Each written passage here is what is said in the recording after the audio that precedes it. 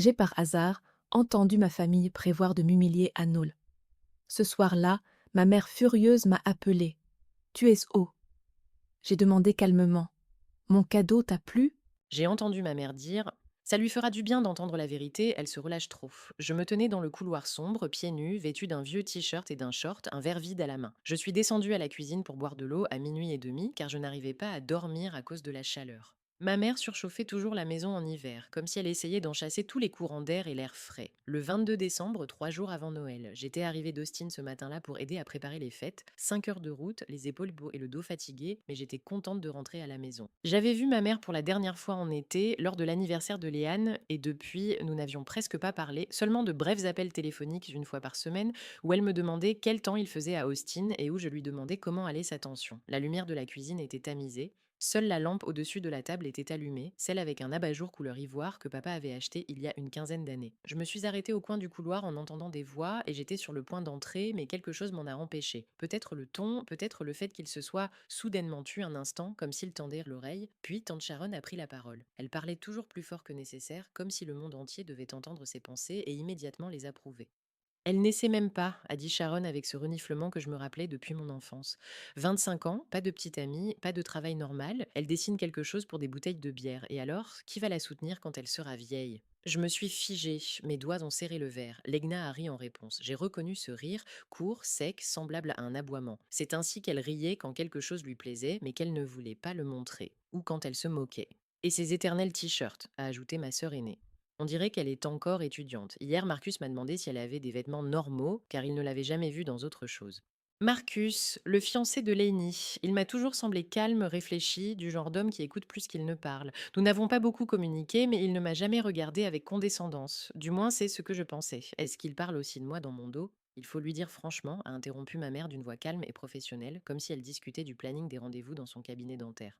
Lors du dîner de fête, devant tout le monde, sinon elle ne comprendra jamais. Elle pense que tout va bien, qu'elle a réussi quelque chose avec ses peintures. Le temps passe et elle ne s'en rend pas compte. Nicolette, tu es sûre que c'est la bonne chose à faire? Sharon baissa la voix, mais j'entendais quand même chaque mot. Devant la famille Marcus, sa mère sera là. C'est justement pour ça qu'il faut le faire devant eux, que Zoé voit le contraste. Léane est fiancée, elle a un travail stable et des projets d'avenir. Zoé a 25 ans, n'a rien. Il est bon qu'elle entende la vérité, elle se repose trop sur ses lauriers. Peut-être que cela la réveillera. Je me tenais dans le couloir sombre et je ne respirais pas. J'avais la bouche sèche, comme si j'avais avalé du sable. Mes pieds semblaient coller au sol froid et je ne pouvais pas bouger. Ils avaient tout planifié à l'avance, tous les trois. Ce n'était pas une épingle tombée par hasard sur la table de fête, ni un conseil attentionné de ma mère en tête à tête après le dîner. Non, une humiliation publique devant les invités, devant une famille étrangère, pour que je n'ai nulle part où aller, pour que la douleur soit plus forte. Pour que je m'en souvienne, Lenny a dit autre chose, mais à propos de ma coiffure, je crois, mais je ne comprenais plus ses mots. Le sang battait dans mes oreilles, mon cœur battait dans ma gorge. Je me suis retournée et j'ai monté les escaliers en m'agrippant au mur. Chaque marche grinçait, mais ils ne l'ont pas entendu. Je suis entrée dans mon ancienne chambre, celle où j'avais grandi. Presque rien n'avait changé ici. Le même placard étroit, le même bureau près de la fenêtre, sauf que ma mère avait depuis longtemps donné mes livres et que les étagères étaient désormais remplies de ses vases et de ses fleurs artificielles. Je me suis assise sur le lit et j'ai posé le verre par terre. Mes mains tremblaient. Pourquoi suis-je surprise? Pourquoi suis-je surprise? Je savais, j'ai toujours su, mais je ne voulais pas le voir. Mon père est mort quand j'avais 17 ans. Soudainement, une crise cardiaque, il s'est simplement effondré dans le parking du supermarché et c'était fini. 51 ans, aucun signe avant-coureur, aucun adieu. Il était chauffeur routier longue distance. Il partait souvent pour une semaine ou deux, mais quand il revenait, il trouvait toujours du temps pour moi. Nous regardions ensemble de vieux films dans le sous-sol. Il aimait les westerns avec Clint Eastwood. Léane trouvait cela ennuyeux et allait dans sa chambre, mais j'aimais m'asseoir à côté de papa sur le vieux canapé, même si je m'endormais à la moitié du film. Il me couvrait d'un plaid et ne me réveillait pas. Après les funérailles, maman a changé. Pas tout de suite, au début, elle s'est simplement renfermée sur elle-même, ne sortait presque plus de sa chambre. Et puis, quelques mois plus tard, j'ai remarqué qu'elle me regardait différemment. Pas comme elle regardait Lenny, comme si je lui rappelais papa et que ça lui faisait mal de me regarder. Lenny ressemblait beaucoup à maman, les mêmes yeux sombres, les mêmes gestes, la même façon de tourner la tête quand elle n'approuvait pas quelque chose. Moi, je tenais de mon père, les cheveux clairs, les épaules larges, l'habitude de se taire et de réfléchir avant de parler. Une semaine après les funérailles, ma mère m'a dit: tu es forte, Zoé, tu t'en sortiras. Et c'était tout, pas de conversation sur papa, sur la difficulté que je traversais, sur le fait que j'avais moi aussi perdu l'être le plus cher. Lainey pleurait et maman la serrait dans ses bras, restait assise avec elle pendant des heures. Moi aussi je pleurais, mais la nuit, dans mon oreiller pour que personne ne m'entende, parce que j'étais forte. Parce qu'on m'avait dit que j'y arriverais et je devais être à la hauteur. Depuis lors, j'ai essayé de mériter l'attention de ma mère. J'ai terminé l'école avec mention. Ma mère a regardé mon bulletin et a dit bien, comme prévu. Je me suis inscrite à l'université d'Austin en graphisme. Ma mère a grimacé. Tu aurais pu choisir quelque chose de plus sérieux, les soins infirmiers, la comptabilité. L'année, quant à elle, a abandonné l'université après la première année parce qu'elle trouvait cela ennuyeux et est allée travailler dans une clinique vétérinaire en tant qu'assistante, ce qui, selon ma mère, était pratique et intelligent. Parce qu'au moins, l'année ne vivait pas dans les nuages. Je ne discutais pas, je ne discutais jamais. Il y a un an, j'ai obtenu le travail dont je rêvais depuis l'université, la conception d'étiquettes pour des produits. Un petit créneau spécifique, mais le mien. J'ai trouvé moi-même mes premiers clients, j'ai constitué moi-même mon portfolio, j'ai négocié moi-même les contrats. Lorsque j'ai signé mon premier contrat important, j'ai appelé ma mère pour partager ma joie. Des étiquettes, a répété ma mère comme si je lui avais dit que je dessinais des graffitis sur les murs. Ce n'est pas sérieux, Zoé, ce n'est pas une carrière. Dessiner des images pour des bouteilles, et combien te paye-t-il pour ça? J'ai donné le montant. Ma mère a réfléchi quelques secondes, puis a dit Léinie touche un salaire stable tous les mois et une assurance maladie. Je me suis tue, comme d'habitude. J'ai dit oui, maman, j'ai raccroché et je suis restée longtemps assise dans la cuisine à regarder par la fenêtre l'échelle de pompier de l'immeuble voisin. Maintenant, j'étais assise sur le lit dans la même chambre où j'avais grandi, où j'avais autrefois accroché des posters au mur et rêvé d'avoir mon propre studio, et je me demandais combien de fois avais-je gardé le silence, combien de fois avais-je ravalé ma colère, souri et fait semblant que tout allait bien. Des centaines, des milliers peut-être, parce que c'est plus facile, parce que je ne veux pas de conflit, parce que je ne veux pas que ma mère se fâche. Parce que peut-être, mais ils ont raison, et que je ne suis vraiment pas assez bonne, pas assez brillante, pas assez adulte, mais ce que je viens d'entendre, c'est trop. C'est une chose d'être critiquée en privé, c'en est une autre de se faire exécuter publiquement à Noël. Je me suis levée et j'ai commencé à rassembler mes affaires. Je bougeais silencieusement, presque automatiquement, comme si quelqu'un d'autre guidait mes mains. Des t-shirts dans un sac, des jeans, un chargeur de téléphone, une trousse de toilette de la salle de bain. Le sac était petit, je ne prévoyais pas de rester longtemps à San Antonio, seulement jusqu'au 26. Maintenant, je ne resterai pas du tout. Il y avait du papier et un stylo sur le bureau. J'avais apporté un carnet de croquis, je pensais travailler sur un nouveau projet pendant mon temps libre. J'ai arraché une feuille, j'ai écrit quelques mots, bref, sans explication, sans accusation, sans hystérie. J'ai tout entendu. Joyeux Noël. Je suis descendue au rez-de-chaussée à 3 heures du matin. La maison dormait. La lumière de la cuisine était éteinte. Seule la veilleuse dans le couloir projetait une tache sombre sur le sol. Sous le sapin, il y avait des cadeaux emballés dans du papier brillant avec des nœuds et des rubans. Mon cadeau pour ma mère était aussi là, une écharpe que j'avais mise 2 heures à choisir dans le magasin car je voulais trouver sa nuance préférée de bordeaux. J'ai glissé un mot sous la boîte pour qu'elle le trouve en la déballant. Je suis sortie sur le porche en refermant doucement la porte derrière moi. L'air était froid, enfin frais et pur après la chaleur étouffante de la maison. La rue était silencieuse, seul un chien aboyait au loin. Chez les voisins d'en face, les lumières de Noël clignotaient sur le toit, bleues et blanches comme d'habitude. Je me suis assise dans la voiture et j'ai démarré le moteur. Je suis restée assise 1 minute, les mains sur le volant, à regarder les fenêtres sombres de la maison où j'avais grandi, la fenêtre de mon ancienne chambre, la fenêtre de la chambre de ma mère, aucun mouvement, aucune lumière. 5 heures jusqu'à Austin, la route était presque déserte, seulement mes phares, l'obscurité et quelques rares camions en sens inverse. Je ne pleurais pas, mon esprit était étrangement clair comme après une semaine de fièvre. J'ai allumé la radio, une station nocturne diffusait du jazz, calme et lent, avec un saxophone et un piano. Je conduisais, je regardais la route et je ne pensais à rien, je roulais tout simplement. À 8 heures du matin, j'étais chez moi, dans mon appartement au 3e étage d'un vieil immeuble dans l'est d'Austin. J'ai pris une douche sous l'eau chaude jusqu'à ce que ma peau rougisse. Je me suis allongée dans mon lit, les cheveux mouillés. J'avais éteint mon téléphone pendant le trajet et je ne l'ai pas rallumé. Je me suis réveillée à 2 heures de l'après-midi. La lumière filtrait à travers les rideaux, quelqu'un klaxonnait dans la rue. Je suis restée allongée quelques minutes de plus, à regarder le plafond, puis je me suis levée et j'ai allumé mon téléphone. 17 appels manqués. 12 de ma mère, 3 de Léane, 2 de ma tante Sharon. Je n'ai pas lu les messages. Je les ai vus dans la liste, court, méchant, en majuscule, et je les ai fermés. Je ne pouvais pas maintenant. Je suis allée dans la cuisine, j'ai fait du café dans une vieille cafetière turque que j'avais achetée au marché aux puces. Je me suis assise près de la fenêtre, une tasse à la main, et j'ai regardé la rue. Dans la maison voisine, en face, des lumières de Noël brillaient tout autour du balcon. Un jeune couple, je les voyais parfois le matin, accrochait une guirlande supplémentaire sur la balustrade. Il la tenait par les jambes pendant qu'elle était sur l'échelle. Il riait. Le téléphone a sonné à nouveau à 6 heures du soir. L'écran s'est allumé avec le nom de ma mère. Je l'ai regardé longtemps, peut-être 1 minute. Le téléphone continuait de sonner. J'ai fini par répondre où es-tu? Sa voix était dure, comme un coup. Pas de comment vas-tu? Pas de nous sommes inquiets, et pas de pourquoi es-tu parti? Juste où? À Austin, ai-je répondu. Chez moi. Qu'est-ce que ça veut dire? A demandé ma mère en élevant la voix. On t'attend. Tante Sharon est arrivée hier spécialement pour ça. Demain, il faut préparer pour 20 personnes. Tu devais aider. Qu'est-ce qui t'a pris? Je suis restée silencieuse. Je l'entendais respirer dans le combiné, difficilement, avec irritation. En arrière-plan, la voix de Léane étouffée, comme si elle était dans une autre pièce. Qu'est-ce qu'elle dit? Elle revient? Zoé, dit ma mère plus lentement avec ce ton particulier qu'elle utilisait pour les patients stupides à la clinique. Doux et patient, comme pour un enfant qui ne comprend pas l'évidence. Je ne sais pas ce qui t'a pris et pourquoi tu as fait tout ce cinéma, mais ce n'est pas sérieux. Reviens, tout de suite, on va discuter et comprendre ce qui t'a blessé. Vous avez trouvé mon cadeau ai-je demandé. Pause. Quoi? Quel cadeau? Quel cadeau? Sous le sapin, regarde, je l'ai entendu se lever, le froissement de ses pantoufles sur le sol, la voix de maman plus loin du combiné. Laine, passe-moi la boîte avec le papier bordeaux. Regarde dessous, il y a quelque chose. Silence, un long silence. J'attendais. Je tenais le téléphone près de mon oreille et j'attendais. Mon cœur battait régulièrement, calmement, étrangement, calmement, comme si tout cela ne m'arrivait pas à moi. Zoé, la voix de ma mère avait changé. Elle était devenue plus douce, incertaine, je ne l'avais jamais entendue parler ainsi auparavant, comme si tout l'air s'était soudainement échappé d'elle. Zoé, qu'est-ce que tu...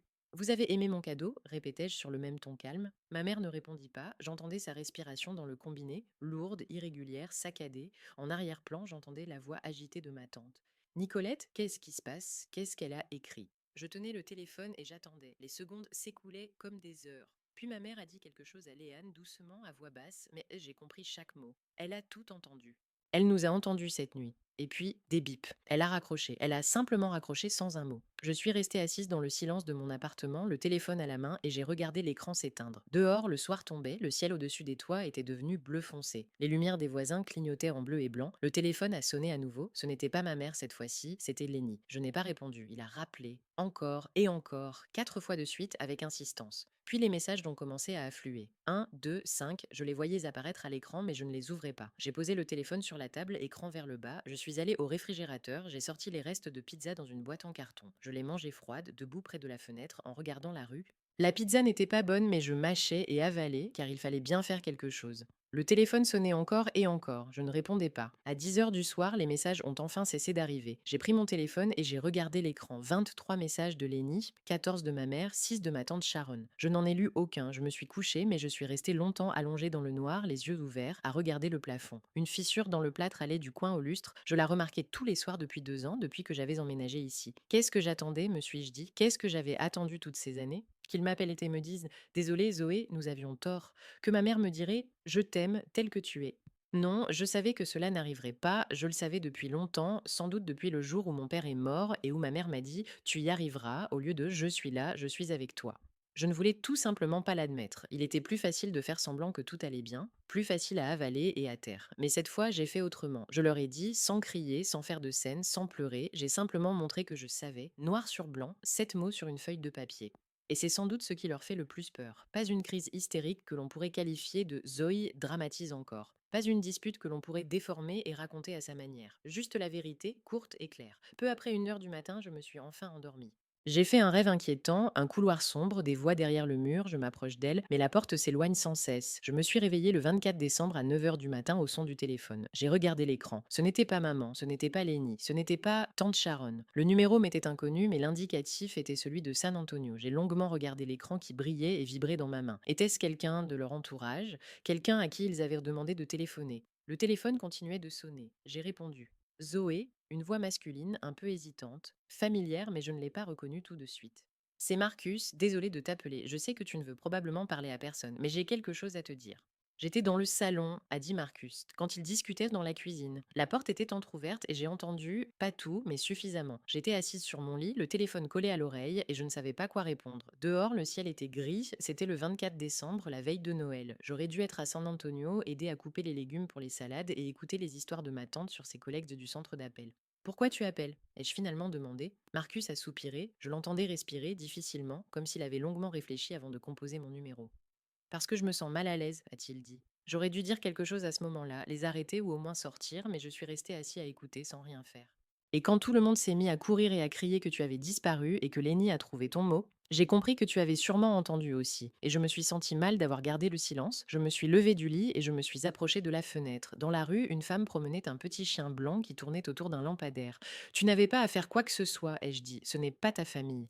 Mais je vais faire partie de cette famille. Dans 4 mois, il l'a dit d'une manière étrange, sans joie, sans fierté. Il a simplement constaté un fait, comme la météo derrière la fenêtre. Marcus, ai-je dit en me frottant les yeux, je ne veux pas que tu aies des problèmes avec Lenny à cause de moi. Si elle apprend que tu m'as appelé, Elle ne le saura pas. Je suis sortie sur le porche. Ils sont tous dans la cuisine en ce moment. Ils réfléchissent à la manière de te faire revenir. Me faire revenir, ta mère veut que Léane t'appelle et s'excuse. Enfin, pas s'excuse, mais dise que vous avez tous mal compris, que c'était une blague, que tu exagères. Bien sûr, j'exagère toujours. Je dramatise toujours et fais une montagne d'une taupinière. J'ai déjà entendu ça des centaines de fois. Zoé, Marcus baissa la voix. Je ne dis pas que tu dois leur pardonner. À ta place, je serais partie aussi. C'est juste que je voulais que tu saches que tout le monde dans cette maison ne pense pas comme ça. Je suis restée silencieuse. Je ne savais pas quoi dire. Marcus a toujours été pour moi simplement le fiancé de Lenny, un grand garçon aux cheveux courts qui travaillait quelque part avec des machines et aimait regarder le football. Nous échangions des phrases polies lors des dîners de famille. Il me demandait parfois comment j'allais, mais c'était des conversations que l'on oublie au bout de 5 minutes. Je ne l'avais jamais considéré comme une personne à part entière, avec ses propres opinions. Il faisait partie de Léanie. Il était son prolongement. Pourquoi es-tu avec elle ai-je soudain demandé, surprise moi-même par ma question. Marcus n'a pas répondu tout de suite. J'ai entendu une voiture passer au loin, puis une porte claquer. Parce que je l'aime, a-t-il finalement répondu.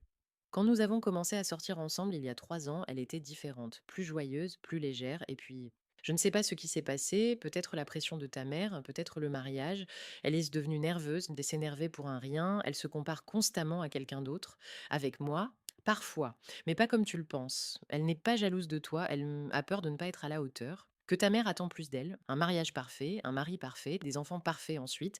Et quand elle te voit libre sans tout ça, elle se sent encore plus mal parce que tu peux faire ce que tu veux alors qu'elle est coincée. Je me suis assise sur le rebord de la fenêtre, les jambes sur le radiateur, c'était inattendu. Je n'avais jamais pensé à Léane comme ça. Pour moi, Jay, elle a toujours été la préférée de ma mère, celle qui fait tout bien, celle à qui on me compare et à qui je ne peux pas rivaliser. Mais ça ne veut pas dire qu'elle peut me traiter comme ça, ai-je dit doucement. Non, ça ne veut rien dire, je ne la justifie pas. J'ai moi-même été surpris quand j'ai entendu ce qu'il prévoyait. Je pensais que ce serait, enfin, je ne sais pas, un simple dîner en famille. Et il s'avère qu'ils veulent t'humilier devant mes parents, devant ma mère. C'est trop, même pour moi. Et qu'est-ce que tu vas faire Pause. Pour l'instant, rien. Je ne peux pas faire de scène la veille de Noël, mais après les fêtes, je vais parler à Léane. On va avoir une discussion sérieuse. Je voulais dire quelque chose, mais j'ai entendu la voix de Léane en arrière-plan, lointaine mais claire. Marcus, où es-tu Maman demande si tu peux aller chercher la boîte dans le grenier. Je dois y aller, a dit Marcus rapidement. Désolé. Joyeux Noël, Zoé, quoi qu'il en soit. Il raccrocha. Je restais assise, le téléphone à la main, les yeux fixés sur l'écran éteint. Dehors, la femme avec le chien était déjà partie, remplacée par un homme portant un sapin sur l'épaule. Il était enveloppé dans un filet et l'emportait vers l'entrée d'en face. Ce matin était étrange. Cette conversation était étrange. Je ne savais pas quoi faire. Je suis allée dans la cuisine et j'ai mis le café en route. Pendant que la bouilloire chauffait, j'ai pris mon ordinateur portable et j'ai ouvert mes emails. Il y avait 5 courriels de ma mère, tous plus éloquents les uns que les autres. Appelle-moi immédiatement. C'est irresponsable. Tu me brises le cœur. Je n'en ai ouvert aucun, mais il y avait un autre courriel, de Gideon Carr.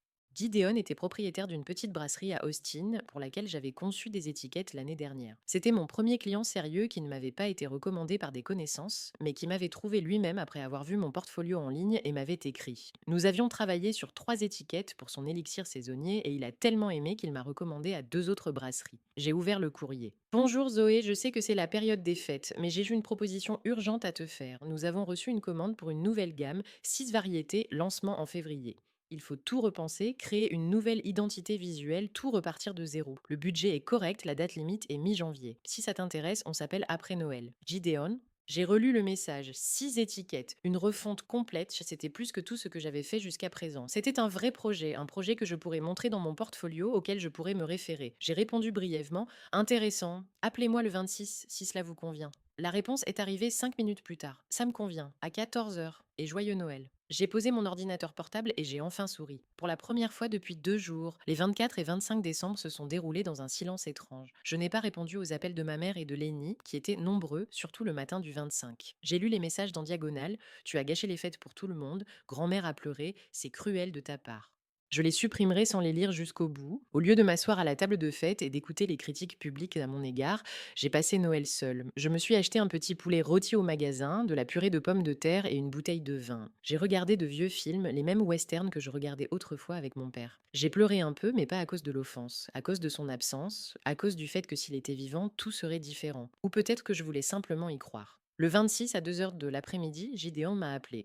Joyeux Noël avec un peu de retard, m'a-t-il dit à la place d'un bonjour. J'espère que ça n'a pas été trop terrible. Ça aurait pu être pire, ai-je répondu. Il a ri. Gideon riait souvent, pas nerveusement, pas poliment, mais comme s'il s'amusait vraiment. Je m'en souvenais depuis l'année dernière lorsque nous avions travaillé ensemble. Il avait 2 ans de plus que moi, était mince, avait les cheveux bouclés et portait toujours des lunettes. Il parlait vite, passait d'un sujet à l'autre, mais d'une manière qui permettait de le suivre facilement. Bon, alors au travail, dit-il, la gamme s'appellera Brahma. 6 variétés, chacune représentant une humeur ou un état d'esprit différent, la joie, la tristesse, la colère, le calme, la peur, l'espoir. Je veux que les étiquettes soient minimalistes, mais avec du caractère, pour que les gens qui sont dans le magasin prennent une bouteille et ressentent quelque chose. Il a parlé pendant encore 20 minutes du concept, des couleurs, de la façon dont il voyait cette gamme et de ce qu'il en attendait. J'écoutais et prenais des notes sur un bout de papier. Des images, des lignes, des textures commençaient déjà à apparaître dans ma tête. Qu'en dis-tu demanda-t-il enfin. Tu acceptes? J'accepte, ai-je répondu. Envoie-moi tout ce que tu as dans le brief, je vais commencer à faire des croquis. Super, et Zoé, je suis content que ce soit toi, j'aime ta façon de travailler. Il raccrocha et je restai longtemps assise, mon bloc-notes à la main. Quelque chose de chaud se répandit dans ma poitrine, pas de la joie, mais quelque chose qui s'en rapprochait. Peut-être était-ce le sentiment de faire quelque chose qui m'appartenait, quelque chose qui ne dépendait pas de ma mère, de Léane, de leur opinion sur moi. C'était mon travail, mon talent, mes clients. Les jours suivants, mais j'ai travaillé, j'ai fait des croquis, cherché des références, expérimenté avec les couleurs. Gideon m'écrivait tous les jours, me demandant où j'en étais, m'envoyant des photos de sa brasserie ou simplement des images d'amusantes. Il était facile à vivre, ne me mettait pas la pression, n'était pas exigeant, mais on voyait bien qu'il s'intéressait à mon travail. Un soir, il m'a écrit: Si tu veux, tu peux venir à la brasserie pour voir tout ça en vrai. Parfois, c'est plus facile de se mettre dans l'ambiance comme ça. J'ai accepté. La brasserie se trouvait au sud d'Austin, dans une zone industrielle, dans un entrepôt réaménagé avec de hauts plafonds et de grandes fenêtres. Gideon m'a fait visiter les lieux, m'a montré les cuves où le bière fermente, m'a expliqué le processus et m'a fait goûter plusieurs variétés. Il parlait de la bière comme je parlais du design, avec un enthousiasme qui ne pouvait être feint. Pourquoi une brasserie ai-je demandé lorsque nous nous sommes assis au comptoir dans un coin de la salle. Gideon a haussé les épaules. Mon père brassait de la bière à la maison quand j'étais petit, c'était son passe-temps. Il est décédé il y a 5 ans et j'ai décidé de reprendre le flambeau. J'ai quitté mon travail de bureau, j'ai contracté un emprunt, j'ai embauché un technicien. La première année a été horrible, j'ai failli faire faillite, mais ensuite ça a marché. Ta mère t'a soutenu? Il a ri brièvement, sans joie.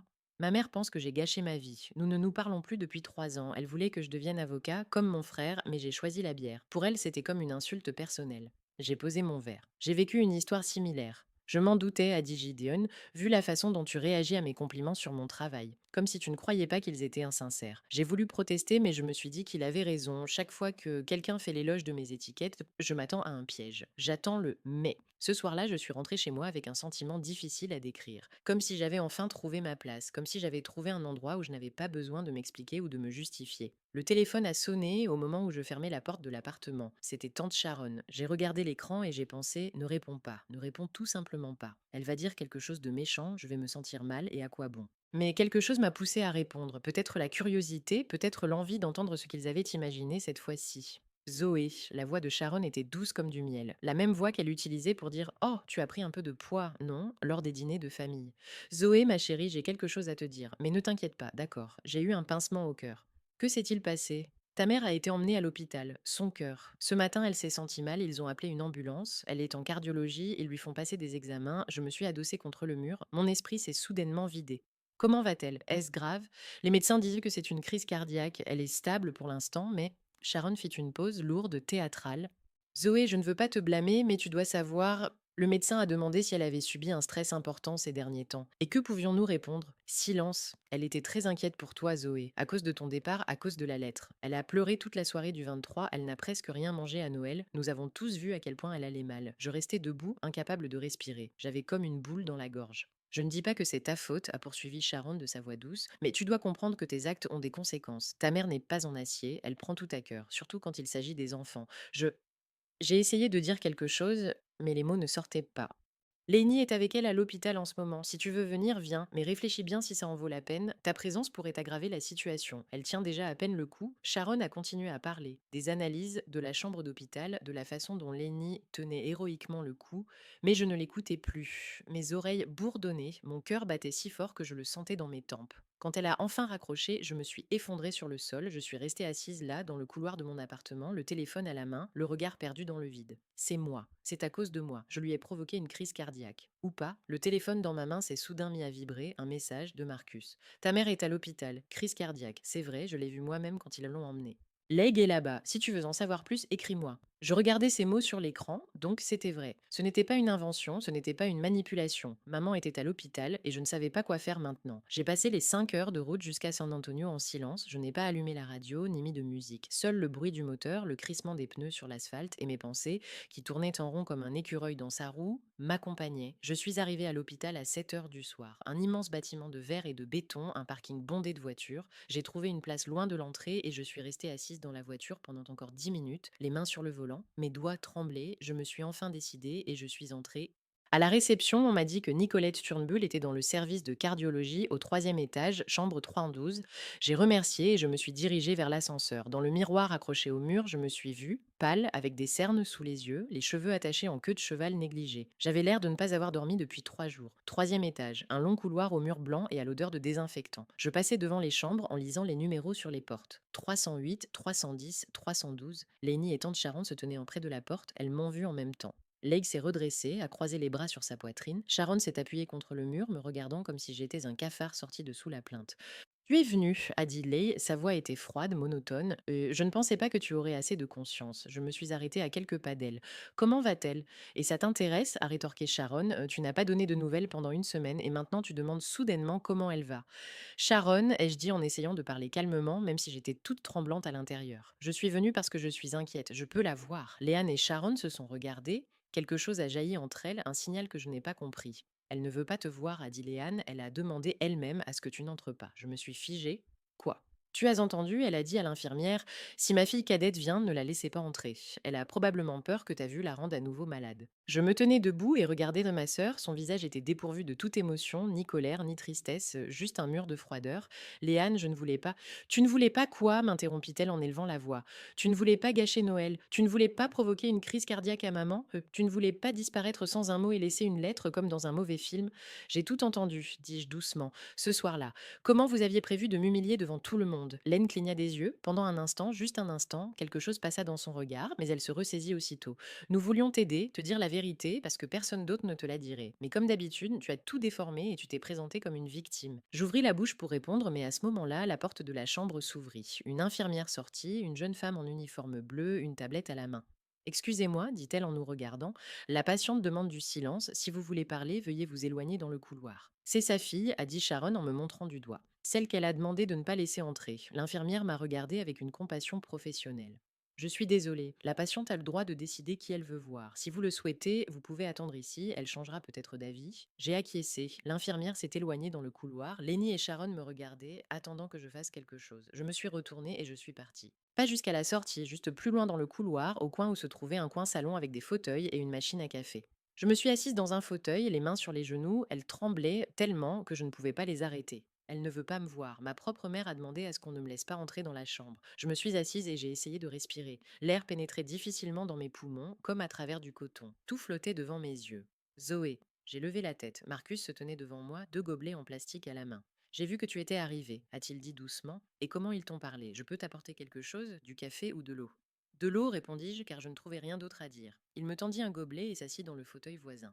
Elle a vraiment dit à l'infirmière de ne pas me laisser entrer? Demandai-je. Où est-ce que Lénie a inventé ça? Marcus soupira. Elle l'a vraiment dit. Mais Zoé, ce n'est pas à cause du mot, pas seulement à cause de ça. J'ai bu une gorgée d'eau. Elle était froide et avait un goût de plastique.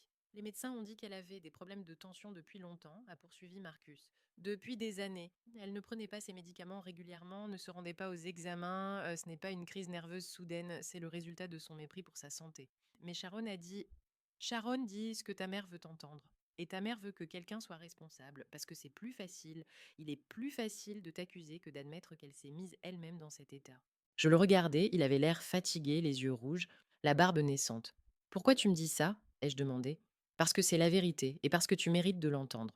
Nous sommes restés assis en silence pendant quelques minutes. Au loin, dans le couloir, des infirmières discutaient, un appareil émettait un bip. Rentre chez toi, Zoé, a finalement dit Marcus. Tu ne peux rien faire aujourd'hui, elle se calmera peut-être dans quelques jours. J'ai hoché la tête. Je me suis levée et j'ai jeté le gobelet à la poubelle.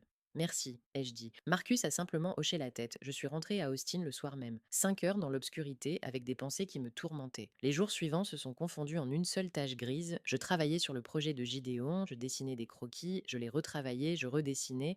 Mais je n'arrivais pas à me concentrer. Je me réveillais au milieu de la nuit à cause de cauchemars dans lesquels ma mère était allongée dans un lit d'hôpital et me regardait avec haine. Je m'endormais à 4 heures du matin et me réveillais à 7 heures. Le café ne m'aidait pas. 3 jours avant la date limite, j'ai compris que je n'y arriverais pas. Les étiquettes étaient presque prêtes, mais quelque chose n'allait pas. Elles semblaient sans vie, dépourvues de l'énergie que je voulais leur insuffler. Assise devant mon écran, je ne savais pas quoi corriger. J'ai envoyé à Gideon ce que j'avais fait à 22 heures, la veille de la date limite. J'ai écrit: désolé pour le retard. Si tu veux que je change quelque chose, dis-le-moi. Il a répondu 1 heure plus tard: reçu, je regarderai demain matin et je t'écrirai. Je me suis couchée, mais je n'arrivais pas à dormir. Je restais allongée à regarder le plafond et je pensais: j'ai tout gâché. Le projet, ma relation avec ma mère, tout. Le lendemain, à 2 heures, Gideon m'a envoyé un message: je peux passer, je voudrais te parler en personne. Il est arrivé à 4 heures avec un sac contenant 6 bouteilles de bière provenant de sa brasserie. Ce n'est pas un pot de vin, a-t-il dit dès qu'il a franchi le seuil. J'ai juste pensé que tu en avais besoin. Nous nous sommes assis dans la cuisine, il a ouvert 2 bouteilles et m'en a donné une. Les étiquettes sont bien faites, a-t-il dit, sérieusement. Il faudrait juste retravailler un peu la couleur de la troisième et c'est tout. Mais je ne suis pas venue pour ça, j'ai bu une gorgée de bière, elle était amère avec des notes d'agrumes.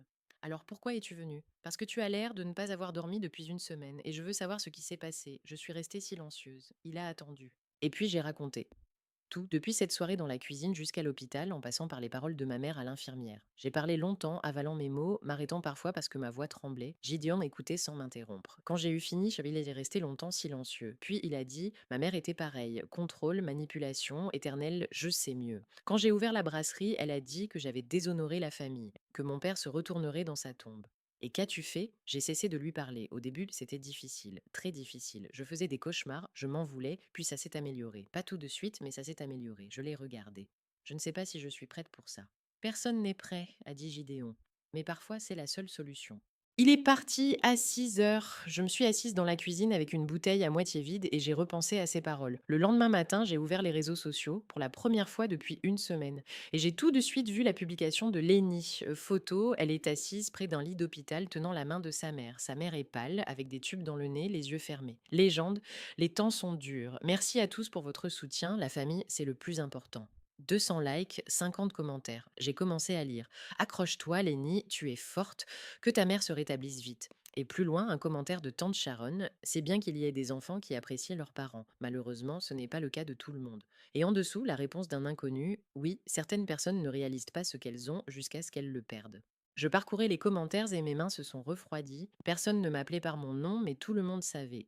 San Antonio est une petite ville, tout le monde se connaît. Bientôt, mes connaissances allaient commencer à m'envoyer des messages pour me poser des questions. Et en effet, le jour même, j'ai reçu un message d'une ancienne camarade de classe. Zoé, j'ai vu le message de ta sœur. Que s'est-il passé? Ta mère est à l'hôpital et tu n'es pas là? Tout va bien? Je n'ai pas répondu, je ne savais pas quoi écrire. Les jours suivants, je me suis cachée. Je ne suis pas sortie de l'appartement, je n'ai pas répondu aux messages. J'ai travaillé sur les dernières corrections pour Gideon, j'ai envoyé les fichiers finaux. Il a écrit: parfait, merci. J'aurais dû être contente, mais je ne ressentais rien. Le soir du troisième jour, ma mère m'a appelée. J'ai longuement regardé l'écran, mon cœur battait à tout rompre. J'ai finalement répondu: Zoé. Sa voix était faible, rauque, mais elle avait la même force que celle que j'avais connue toute ma vie. Je vais mieux, je sors demain. D'accord, ai-je répondu. Je suis contente, pause. Viens, a dit ma mère. Il faut qu'on parle, comme des adultes, sans cri. Je suis restée silencieuse. Zoé, tu m'entends, viens, il faut qu'on règle ça. Mais tu dois comprendre que si tu veux que tout rentre dans l'ordre, tu dois t'excuser. Pour la lettre, pour ta fuite, pour tout. Ensuite, on discutera. Je me tenais près de la fenêtre et regardais la ville le soir. Les phares des voitures, les silhouettes des maisons.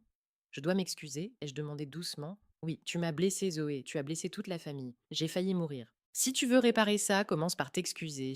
Je tenais le téléphone et je sentais quelque chose en moi se figer lentement. Je vais y réfléchir, ai-je dit, et j'ai raccroché. Je ne suis pas partie tout de suite. J'ai travaillé pendant les 3 jours suivants. J'ai terminé les dernières corrections pour Gideon, vérifié les couleurs, envoyé les fichiers finaux. Il a écrit: tout est parfait, on lance la production. J'aurais dû ressentir de la joie, de la fierté, quelque chose, mais je ne ressentais qu'une froide satisfaction d'avoir terminé le travail. Plus aucune dette, plus aucun projet en suspens. Je pouvais maintenant partir, car j'avais décidé de venir, non pas pour m'excuser, mais pour dire ce que j'avais tu pendant des années. Tout ce qui avait bouillonné, que j'avais ravalé, que j'avais gardé en moi jusqu'à ce que cela commence à me ronger de l'intérieur. Les 5 heures de route jusqu'à San Antonio passèrent rapidement. Je réfléchissais à ce que j'allais dire. Je repassais dans ma tête des phrases, des arguments, des réponses liées à d'éventuelles accusations. Mais quand je suis arrivée devant la maison de ma mère et que j'ai vu les fenêtres familières, le porche familier, le buisson de roses familier près de la clôture, tout s'est envolé de ma tête. Deux voitures étaient engarées près de la maison, celle de ma mère et celle de Marcus. Tout le monde était donc là, je suis sortie de la voiture, je suis restée debout une minute, respirant l'air froid de janvier. Puis je me suis dirigée vers la porte, c'est Léna qui m'a ouvert. Elle m'a regardée sans me saluer, sans sourire. Elle est dans le salon, m'a-t-elle simplement dit avant de s'écarter pour me laisser entrer. La maison sentait le café et quelque chose de médical, probablement les médicaments de ma mère. J'ai traversé le couloir et suis entrée dans le salon. Ma mère était assise dans un fauteuil près de la fenêtre, le même fauteuil où mon père s'asseyait toujours quand il rentrait de ses voyages. Elle semblait avoir maigri, mais son regard était le même, perçant, jugeant, comme si elle me regardait à travers un viseur. Tante Sharon était assise sur le canapé, les mains posées sur les genoux. Marcus se tenait près de la cheminée, le regard fixé sur elle. Léanie me suivit et se posta près de la porte, telle une gardienne. Assieds-toi, dit ma mère en me montrant la chaise en face d'elle. Je m'assis, mon cœur battait régulièrement, mais j'avais la gorge sèche. Je ne suis pas venue pour m'excuser, dis-je immédiatement avant de changer d'avis. Les yeux de ma mère se plissèrent. Alors pourquoi es-tu venue? Pour parler, pour de vrai, pour dire ce que j'aurais dû dire depuis longtemps. Silence, Sharon échangea un regard avec Léanie. Marcus leva la tête et me regarda avec une expression étrange, pas de surprise, plutôt d'attente. D'accord, dit maman froidement, parle. Je rassemblais mes pensées, mes mains tremblèrent légèrement, mais ma voix était calme. Vous avez voulu m'humilier à Noël, devant des invités, devant une famille étrangère. Ce n'est pas la vérité que je dois entendre. C'est de la cruauté, et j'ai le droit de ne pas le supporter. De la cruauté? Maman haussa les sourcils. Nous voulions t'aider à ouvrir les yeux sur ta vie. À 25 ans, tu n'as ni mari, ni travail normal, ni projet d'avenir. Qu'aurions-nous dû faire, rester silencieux et te regarder gâcher ta vie? Mon travail est normal, dis-je. Je gagne suffisamment, j'aime ce que je fais. Que vous ne compreniez pas cela, ce n'est pas mon problème. Dessiner des images pour de la bière, ce n'est pas une carrière, Zoé, c'est un hobby. Tu as toujours été comme ça, la tête dans les nuages, refusant de regarder la réalité en face. Je regarde la réalité en face tous les jours, j'ai trouvé mes clients toute seule, j'ai constitué mon portfolio toute seule, sans votre aide, sans vos relations, mais cela ne vous suffit pas. Rien ne vous suffit jamais. Maman s'est redressée dans son fauteuil. Tu as toujours été une enfant difficile, Zoé, insatisfaite, distante, tu n'as jamais su être simplement reconnaissante pour ce que tu avais. Quelque chose en moi s'est enflammé, enfin c'est pas de la colère, mais une sorte de froide lucidité. J'étais calme, ai-je dit lentement, parce que j'essayais de vous faire plaisir. Ce n'est pas la même chose qu'être difficile. Je me taisais parce que j'avais peur des conflits, parce que je pensais que si j'étais obéissante, si je faisais tout correctement, vous me verriez enfin, mais vous ne m'avez pas vu, jamais. Maman a ouvert la bouche pour répondre, mais Lénie est intervenue. Bon sang, Zoé, tu dramatises encore. Toute ta vie est un drame. On ne me voit pas, on ne m'aime pas. Et si c'était simplement parce que tu n'as jamais fait assez d'efforts? Je me suis tournée vers elle, je l'ai regardée droit dans les yeux. Tu ne t'es jamais demandé pourquoi c'était si important pour toi que je sois pire que toi? Lénie s'est figée. Quoi? Tu m'as toujours comparé, tu as toujours cherché en quoi tu étais meilleur, le travail, les relations, les vêtements, tout. Et quand tu ne trouvais rien, tu inventais. Tu as besoin que je sois une ratée. Sinon, quoi? Sinon, tu devras admettre que ta vie n'est pas aussi parfaite que tu veux le montrer. Tu n'as pas le droit de parler comme ça, a rétorqué Léane en élevant la voix. Tu ne sais rien de ma vie. J'en sais assez. Je sais que tu as peur, que tu essaies de répondre aux attentes de ta mère, même si elles sont impossibles à satisfaire. Et au lieu de l'admettre, tu t'en prends à moi. Zoé, ça suffit, dit ma mère en frappant la coudoir de son fauteuil. Tu n'es pas venue ici pour discuter, mais pour m'insulter, comme d'habitude. Je suis venue dire la vérité, la même vérité que vous vouliez me dire à Noël. Seulement, la mienne est différente. Tante Sharon n'en pouvait plus. Quelle ingratitude, dit-elle en secouant la tête. Ta mère a failli mourir et tu arrives ici pour faire une scène. Ton père ne te reconnaîtrait pas. J'ai senti un frisson me parcourir le dos. Ne parlez pas de mon père, ai-je dit doucement. Vous n'avez pas le droit. J'ai le droit de dire ce que je veux. Ton père était un homme honnête, il ne se serait jamais comporté ainsi avec sa famille. Mon père m'aimait, ma voix tremblait, mais je continuais. Il était le seul dans cette famille à me voir tel que je suis. Et quand il est mort, vous avez tous fait comme si je n'existais pas. Maman pâlit. Comment oses-tu? Tu m'as dit, tu es forte, tu vas y arriver. Et c'était tout. Pas une conversation, pas un mot de soutien. Lénie pleurait, tu l'as serrée dans tes bras, et moi. Moi, je suis seule dans cette famille. Silence, lourd, épais, comme avant un orage. Et puis Lénie s'est écriée, tu es juste jalouse. C'est pour ça que tu déverses ta bile ici. Tu es jalouse parce que j'ai Marcus et que tu es seule. Que j'aurai un mariage, une famille, des enfants, et que tu resteras assise dans ton appartement à dessiner des images pour des bouteilles. Elle criait, son visage était rouge et je voyais qu'elle croyait elle-même à chaque mot qu'elle prononçait et à ce moment-là, j'ai compris que rien ne changerait, jamais. Et là, Marcus s'est levé. Lénie, a-t-il dit, arrête, tout ça c'est vraiment exagéré, alors ça suffit. Tout le monde s'est tourné vers lui. Lénie s'est tue à mi-phrase, regardant son fiancé avec une expression que je n'avais jamais vue auparavant, un mélange de choc et de trahison.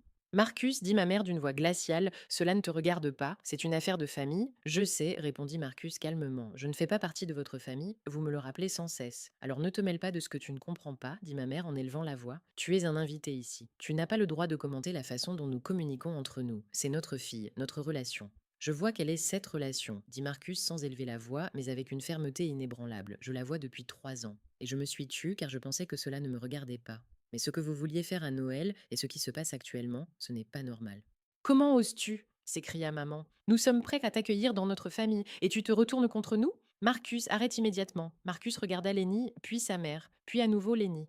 Je ne fais vraiment pas partie de votre famille, dit-il lentement. Mais vous non plus, vous ne faites pas partie de la mienne, j'ai besoin de réfléchir à tout ça, tout seul. Il libéra délicatement sa main de celle de Lenny et se dirigea vers la porte. Marcus, cria Lenny, si tu pars maintenant. Il ne s'arrêta pas. La porte se referma derrière lui, silence. Lenny se tenait au milieu de la pièce, la main tendue, comme si elle essayait de retenir quelqu'un qui avait déjà disparu. Maman était assise dans un fauteuil, pâle comme un linge. Sharon ouvrait et fermait la bouche, ne sachant pas quoi dire. Je me levai.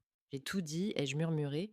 Il n'y a plus rien à dire. Je suis sortie du salon, j'ai traversé le couloir et j'ai ouvert la porte d'entrée. L'air froid m'a frappé le visage. La voiture de Marcus n'était plus là. Je me suis assise dans ma voiture et j'ai démarré le moteur. Mes mains tremblèrent sur le volant. Je regardais la maison, les fenêtres sombres, la silhouette familière du toit, et je ressentais quelque chose d'étrange. Pas de la douleur, pas de la colère, une sorte de vide, mais un vide léger, comme si on m'avait enfin enlevé de la poitrine la pierre que je portais depuis des années. J'avais tout dit, je l'avais enfin dit. J'ai quitté la rue et pris la route. À mi-chemin, je me suis arrêtée à une station-service, je suis sortie et je me suis tenue près de la voiture. Je respirais l'air froid et regardais le ciel. Il était gris et sombre, mais le soleil perçait quelque part à l'ouest. J'ai sorti mon téléphone et j'ai composé le numéro de Gideon.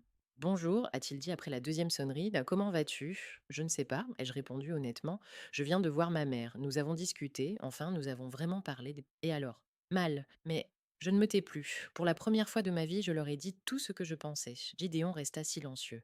C'est important, dit-il enfin. Même si c'est difficile pour le moment, c'est important. Oui, probablement. Nous avons discuté encore quelques minutes, de rien, du temps, du fait qu'il lançait une nouvelle cuvée de bière la semaine suivante. Sa voix était calme, normale, et cela m'a soulagée. Merci, ai-je dit avant de raccrocher, d'avoir répondu. De rien, a-t-il répondu. J'ai continué ma route. 5 heures de route, l'obscurité, les rares phares des voitures qui croisaient. À 10 heures du soir, j'étais à Austin, dans mon appartement. J'ai pris une douche, préparé du thé. Je me suis assise près de la fenêtre, regardant la ville nocturne. Mon téléphone a vibré. Un message de Marcus. Lainey et moi nous sommes séparés. Désolée si j'ai compliqué les choses. J'ai longuement regardé ces mots, puis j'ai répondu ce n'est pas ta faute. Il n'a pas répondu. Il dormait probablement déjà, ou il ne savait tout simplement pas quoi dire. Je suis restée assise, mon téléphone à la main, à réfléchir à ce qui s'était passé. À ma mère dans son fauteuil, à Lenny qui criait, à Marcus qui était parti et n'était pas revenu. Je voulais dire la vérité et je l'ai dite. Mais la vérité, apparemment, a son propre pouvoir. Elle ne s'arrête pas là où tu le souhaites. Elle va plus loin, touche d'autres personnes, change des choses que tu n'avais pas prévu de changer. Marcus et Lenny se sont séparés. À cause de moi? Non, à cause de la vérité qu'il a enfin vue. Mais j'ai joué un rôle dans tout ça, j'ai été le catalyseur. Le téléphone a de nouveau vibré. Cette fois, c'était un appel. Lainey. Je regardais l'écran qui affichait son nom. Mon doigt était suspendu au-dessus du bouton pour répondre. Dois-je répondre ou non? Je ne savais pas ce qu'elle allait dire. Peut-être qu'elle allait crier, peut-être qu'elle allait pleurer, peut-être qu'elle allait m'accuser d'avoir fait partir son fiancé. Le téléphone continuait de sonner. 3 ans, c'est long, assez pour changer d'appartement, de travail, d'habitude, assez pour apprendre à vivre autrement. J'ai déménagé dans un nouvel appartement 1 an après ce Noël. Plus grand, plus lumineux, avec un balcon donnant sur une cour tranquille avec un vieux chêne. Le matin, je bois mon café sur ce balcon en regardant le soleil percer à travers les feuilles. C'est devenu mon rituel, 15 minutes de silence avant de commencer la journée. Le travail a pris de l'ampleur. La gamme Brahma, pour Gideon, s'est avérée être un succès. Elle a été remarquée lors de plusieurs festivals artisanaux et a fait l'objet d'articles dans des magazines spécialisés. Gideon a commencé à me recommander à d'autres brasseries et au cours de la première année, j'ai reçu plus de commandes que lors des 3 années précédentes réunies. Aujourd'hui, j'ai 5 clients réguliers et une file d'attente de nouveaux clients. Je n'accepte plus tout et n'importe quoi, je choisis les projets qui m'intéressent. Le mois dernier, j'ai loué un petit studio à 10 minutes de chez moi, un espace séparé uniquement pour le travail, avec une grande table, un bon éclairage et des étagères pour mes matériaux. Lorsque je suis entrée pour la première fois avec mes clés à la main, je suis restée longtemps debout au milieu de la pièce vide et j'ai souri. Mon propre studio, je n'ai pas parlé à ma mère et à Lénie pendant 3 ans. Pas par haine, pas par ressentiment, simplement parce que je comprenais que ce contact me faisait du mal. Chaque conversation, chaque message me ramenait en arrière, dans ce même gouffre de culpabilité et de honte dont j'avais mis si longtemps à sortir. La première année a été la plus difficile. Ma mère m'appelait, m'écrivait, est même venue plusieurs fois à Austin, mais je ne lui ai pas ouvert la porte. Lainey m'envoyait de longs messages, d'abord méchants, puis larmoyants, puis à nouveau méchants. Ma tante Sharon m'écrivait des lettres pacifiques, dans l'esprit où la famille est sacrée et tu le regretteras. Je n'ai répondu à aucune d'entre elles. C'était difficile. Parfois, je me réveillais la nuit avec le sentiment de faire quelque chose de terrible, que j'étais une mauvaise fille, une mauvaise sœur, une mauvaise personne. Mais ensuite, je me souvenais de cette soirée dans la cuisine, de leur voix, de leurs projets, et je comprenais que non. Ce n'était pas moi qui étais mauvaise, c'était cette relation qui était toxique, et la seule façon de survivre était d'en sortir. Gideon m'a aidé, pas avec des conseils ni avec des leçons de morale, mais simplement en étant là. Nous avons commencé à passer plus de temps ensemble après ce projet. Au début, c'était des réunions de travail, des discussions sur le design, puis des cafés, des dîners, de longues conversations sur rien. Il comprenait ce qu'était une famille compliquée, ce qu'était la décision de couper les ponts. Avec lui, je pouvais en parler sans explication ni justification. Au bout d'un an et demi, nous avons commencé à sortir ensemble. Il n'y a eu aucun moment dramatique, aucune déclaration d'amour. Un soir, il m'a simplement pris la main et je ne l'ai pas lâché. Et cela m'a semblé juste. Gideon ne ressemble à aucun de mes anciens petits amis. Il n'essaie pas de me corriger ou de me sauver. Il ne me dit pas que je dois me réconcilier avec ma famille ou pardonner. Il m'accepte simplement tel que je suis, avec mes cicatrices, mes barrières, tout mon bagage. Marcus écrit parfois: Nous sommes devenus amis, de manière étrange, inattendue, mais sincère. Après sa rupture avec Léane, il a déménagé à Houston, où il a trouvé un emploi dans une grande entreprise chimique. Il dit se sentir plus libre. Pour la première fois depuis de nombreuses années, il vit comme il le souhaite et non comme quelqu'un d'autre le souhaite. Nous nous voyons rarement, peut-être une fois tous les quelques mois, lorsqu'il vient à Austin pour le travail. Nous nous asseyons dans un café et parlons de la vie. Il me parle de son nouveau travail, de la ville, du fait qu'il a commencé à courir des marathons. Je lui parle de mes projets, de mon studio, de Gideon. Il n'y a rien de romantique entre nous et il n'y a jamais rien eu. Nous sommes simplement deux personnes liées par une expérience commune. Lake, dit-il, a aussi changé. Elle est allée voir un psychologue, a commencé à surmonter ses peurs et son manque de confiance en elle. Ils s'écrivent parfois, avec prudence, sans promesse. Marcus dit qu'il voit en elle une autre personne, pas celle qui m'a crié dessus dans le salon de ma mère. Peut-être qu'un jour ça marchera entre eux. Peut-être pas, l'avenir nous le dira. Nous sommes vendredi soir et Gideon et moi sommes assis dans son bar, celui où il m'a fait goûter sa bière pour la première fois il y a 3 ans. Le bar est petit, confortable, avec des tables en bois et un éclairage tamisé. Mes étiquettes sont accrochées au mur, les 6 de la gamme Brahma, encadrées comme des tableaux. Gideon me sert un verre de la nouvelle bière de saison, une bière brune aux notes de café et de chocolat. Il s'assoit en face de moi et me regarde. 3 ans, dit-il. Cela fait exactement 3 ans que nous avons commencé à travailler ensemble. Tu te souviens? Je souris. Je me souviens de tout. Quand tu as envoyé tes premières esquisses à 3 heures du matin, quand tu es venu à la brasserie et que tu as passé 1 heure à poser des questions sur le processus de fermentation. Je devais comprendre le produit. Tu es le seul designer à m'avoir posé des questions sur la température de fermentation. Nous rions. Je bois une bière amère, épaisse, avec un long arrière-goût. Je peux te poser une question, dit Gideon. Bien sûr. Il fait tourner son verre entre ses mains, regardant le liquide ambré. As-tu des regrets? Eh bien, au cours de ces 3 années, des décisions ou des actions, je me penche en arrière sur ma chaise, je réfléchis. Dehors, la nuit tombe, les lampadaires s'allument. Je regrette d'avoir gardé le silence si longtemps, dis-je enfin. Pendant des années, j'ai souffert, j'ai ravalé ma colère, j'ai fait semblant que tout allait bien. Si je leur avais dit la vérité plus tôt, peut-être que tout aurait été différent. Peut-être que non, peut-être que non. Mais au moins, je n'aurais pas perdu autant de temps à essayer d'être celle qu'ils voulaient que je sois. Je fais une pause, je ne regrette pas d'avoir cessé de me taire. Gideon hoche la tête, mon téléphone vibre dans ma poche, je le sors, je regarde l'écran, maman, je me fige, en 3 ans, elle m'a appelé des dizaines de fois, je n'ai jamais répondu. Mais aujourd'hui, c'est différent. Peut-être à cause de ma conversation avec Gideon, peut-être parce que cela fait exactement 3 ans, peut-être simplement parce que le moment est venu. Tu vas répondre? Demande Gideon à voix basse. Je regarde l'écran pendant une seconde, puis je réponds. Zoé? La voix de ma mère est faible, hésitante. Ce n'est pas la voix dont je me souvenais. Tu as décroché. Oui. Silence, j'entends sa respiration, difficile, irrégulière. Je ne sais pas par où commencer, dit-elle enfin. J'ai composé ton numéro tellement de fois et tu n'as jamais répondu. Je pensais que je n'entendrais plus jamais ta voix. Je reste silencieuse. J'attends. Lainey a changé, poursuit ma mère. Elle va voir un psychologue. Elle parle beaucoup d'elle, de nous, de ce qui s'est passé. Et moi, j'ai aussi commencé à réfléchir. À tout. À quoi exactement? Pause. Longue, pesante. À ce Noël. À ce que nous voulions faire. Sa voix tremble. Je me disais que je voulais t'aider, que c'était pour ton bien, mais ce n'est pas vrai, je voulais te punir, parce que tu es différente, parce que tu me rappelles ton père, parce que tu as suivi ton chemin et moi, je n'ai pas pu. Je serre le téléphone, mes doigts tremblent légèrement. Quand ton père est mort, dit maman lentement, comme si chaque mot lui coûtait, je ne savais pas comment continuer à vivre, et je t'ai regardé, tu lui ressemblais tellement, Zoé, tes yeux, ta voix, même ta façon de te taire quand tu réfléchis, et ça me faisait mal de te regarder. Au lieu d'être à tes côtés, je t'ai repoussé. Je t'ai dit, tu es forte et je t'ai laissée seule. Oui, dis-je doucement, je t'ai laissée seule. Je sais et je ne peux pas réparer cela. Je ne peux pas revenir en arrière, mais je veux que tu saches que je le vois maintenant. Je vois ce que j'ai fait. Silence. Derrière la fenêtre du bar, quelqu'un rit, une voiture passe. Ça ne veut pas dire que tout ira bien d'un coup, dis-je enfin. Une seule conversation ne réparera pas ce qui s'est passé. Je sais, je ne te demande pas de me pardonner, je voulais juste te le dire, que j'avais tort, que je suis désolée, je ferme les yeux un instant, quelque chose bouge en moi, ce n'est ni de la douleur, ni de la colère, c'est autre chose dont je ne connais pas encore le nom. Comment va Lénie je demande. Mieux, beaucoup mieux. Elle veut aussi te parler, quand tu seras prête, si tu le veux. Peut-être un jour. D'accord, la voix de ma mère tremble. D'accord, Zoé, j'attendrai. Nous restons silencieuses quelques secondes, puis je dis, je dois y aller. Oui, bien sûr, Zoé. Merci, merci d'avoir décroché, ça compte beaucoup pour moi. Au revoir, maman. Au revoir. Je pose le téléphone sur la table, mes mains tremblent légèrement. Gideon me regarde, attendant. Elle s'est excusée, dis-je, pour de vrai, pour la première fois de sa vie. Et toi, comment vas-tu? Je réfléchis, je regarde mes mains, mon verre de bière, les étiquettes sur le mur, mes étiquettes. Je ne sais pas, dis-je honnêtement. Je n'aurais jamais pensé que cela arriverait.